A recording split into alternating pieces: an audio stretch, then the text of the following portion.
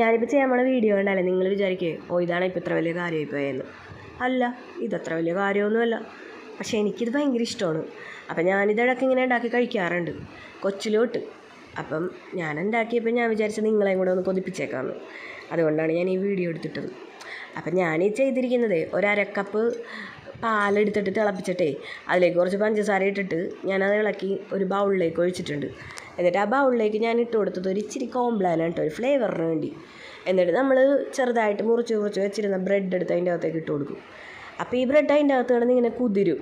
അത് മുക്കി കൊടുക്കണം കേട്ടോ, എന്നാലേ കുതിരുള്ളൂ. എന്നിട്ട് കുതിർന്ന് കഴിയുമ്പോൾ ഉണ്ടല്ലോ അതിങ്ങനെ കോരി കഴിക്കാൻ ഭയങ്കര ടേസ്റ്റാണ്. എന്ത് ടേസ്റ്റാണ് ഈ സാധനം. നിങ്ങൾ കഴിച്ചിട്ടുണ്ടോ? ഇങ്ങനെ കഴിച്ചിട്ടുണ്ടെങ്കിൽ പറയണം കേട്ടോ. അപ്പോൾ ഇതേ ഈ പനിയൊക്കെ വന്നിരിക്കുമ്പോൾ നമ്മുടെ വായിലൊക്കെ ടേസ്റ്റ് ഇല്ലാണ്ടിരിക്കുന്ന ഒരു സമയമുണ്ടല്ലോ, ആ സമയത്തൊക്കെ ഈ സാധനം കഴിക്കാൻ നല്ല ടേസ്റ്റാണ്. അപ്പം ഞാനിങ്ങനെ ആ സമയത്തൊക്കെ ഉണ്ടാക്കി കഴിക്കാറുണ്ട്.